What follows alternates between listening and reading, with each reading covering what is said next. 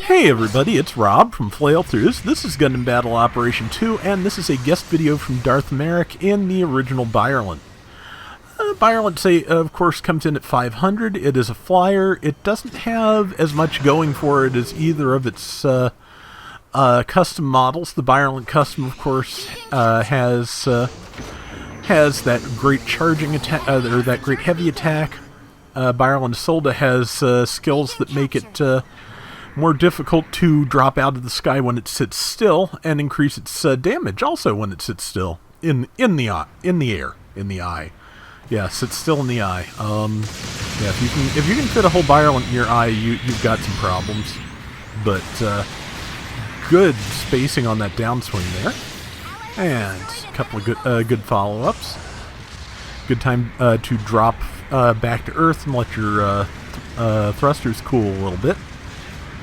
And let's see, there's two people here, so yeah, good time to not quite pursue like super strongly.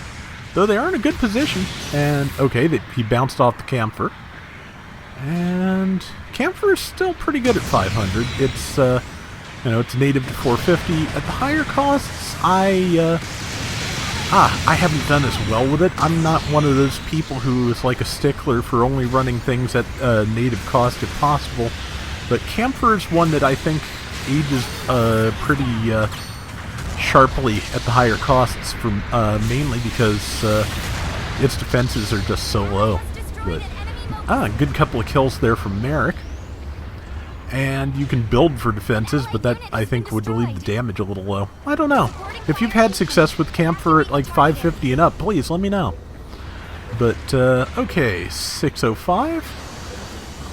That being the time, 33:25 to 15:41. Sorry if I'm kind of out of it, just, been a longish day. Not terrible, but just rough in spots, so.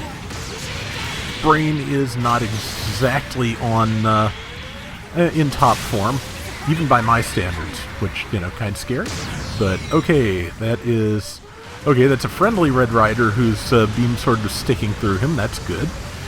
And it's kind of, I don't think I've ever seen a Gundam game where you just take damage by brushing up against the beam saber, but sometimes I feel like that would be an interesting mechanic just because that is how it would work. But that would require a lot more coordination between teams to really be workable in GBO2. So I think I'm good as things are. 4,028.85, good place to be in with 5 minutes left. Catching some repairs, and yeah.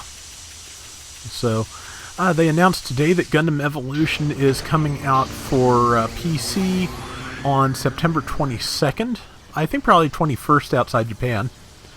And I believe it's November 10th or something like that for consoles. So PC players will be able to get a hold of it first if you want to give that a look. And they also announced some interesting new mobile suits. The Unicorn Gundam is the one that is most interesting out of the bunch to most people, I'm sure. Also the, I think it's Mahiru or Mahiro, I'm not sure which, haven't seen the katakana, from Turn A Gundam. And lastly, these, I forget the exact name they gave it, but it's basically Dozel Zabi's Zaku, which of course was used as the Royal Guard Zaku design in, I believe, Gundam Thunderbolt, but possibly something similar, but yeah.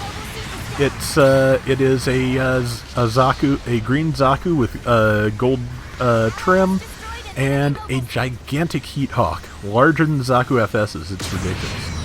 So yeah, looking forward to seeing how that works. I'm not sure how much Gundam Evolution I'm actually going to play. There's at least 2 other Gundam games I'm behind on playing because ARMS, but well, just specifically the right one most of the time. See. Okay, well, the Red Rider did get that Proto Stark, so, and apologize, so all is well. Yeah, 3 minutes left, 7,800 to 42.29. That is a good place to be in. But yeah, I want to get back to G-Gen Genesis. I want to get back to SD Gundam Battle Alliance. I just need time, energy, and, you know, lack of pain to do that. And I'll be honest, just not having those things is driving me just a little crazy at times. But you know, it is things that can be fixed and hopefully will be. So, you know, just going to do my best with that. Let's see. But yeah, Byarlant.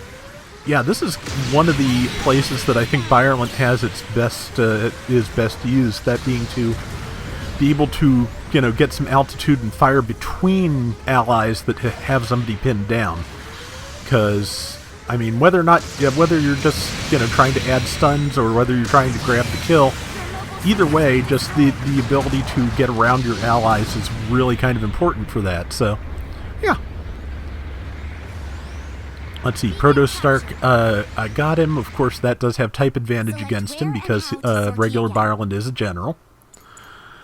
I really kind of think that one day they will end up adding the Isolde's skills to this, or at least something similar to it that gives you extra damage and defense when you're sitting still. Or maybe they'll do the opposite and give you one that gives you extra damage when you're moving. I don't know, but I do sometimes feel like the standard Byarlant needs something yet, but Merrick's doing really well with it, so maybe it's just me. Wouldn't be the first time. I'm just glad that things have gotten better from the GBO1 days, because I was, you know, I was not as good a player then. For one thing, I never found the right analog stick on the PS3 controller to be as precise as the ones on the PS4 and 5, so it often had me doing things, you know, overcompensating for aim. But also, just back in the GBO1 days, I think I've said it before, it felt like whenever I found a mobile suit I was comfortable with and enjoyed, there would be immediately people saying it was overpowered.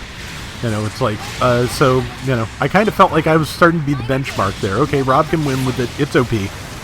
But I know that's not the truth, but that's just how it felt, because, yeah, I swear every time I liked something, that's how it came out. But that Proto-Stark is kind of a problem, but Merrick's got it stunned.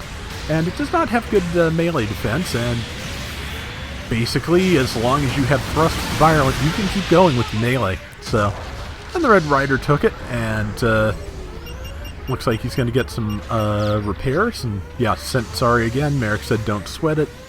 The team seems to be working fairly well together, and that is always a good thing to see. With 20 seconds left, Merrick's scouting ahead a little bit, so let's see. Looking to see if probably if he can grab any last second damage or kills, and hopefully it is so. But okay, well there was somebody else got a last second kill, but hey, expand the lead, not a bad thing. So yeah, that was pretty solid, and yeah, the Byarlant can still do pretty well. So again, it's that practice thing I've talked about before, and yeah, Merrick swept the board. 2,900 score, 750 assist, 85,000 damage. So many thanks for sending that round my way. And that is going to do it for today's Gundam Battle Operation 2. We'll be back soon with more. Till next time, everybody take care and have fun. Later! Byarlant's another mobile suit in that fairly exclusive club of Zeta mobile suits that never got an MS in action. I don't know why I've been rambling on about MS in action lately, but just, I don't know. Honestly, even though I've managed to plug a couple of holes in my collection the last few years, I do miss it. I would love to see new figures coming back. But, until then, at least there's G-Frame, which is, you know, in the same approximate scale for one-year war things and pretty nifty in its own right.